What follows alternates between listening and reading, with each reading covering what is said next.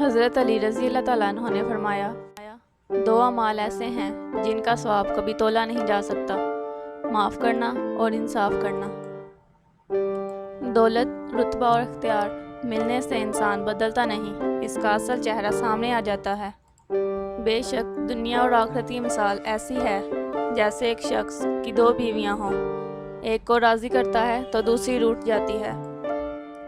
ساری دنیا کے سارے لوگ تجھے اپنے فائدے کے لیے چاہتے ہیں، صرف تیرا رب ہی ہے جو تجھے تیرے فائدے کے لیے چاہتا ہے۔ دوست کو دولت کی نگاہ سے مت دیکھو، وفا کرنے والے دوست اکثر غریب ہوتے ہیں۔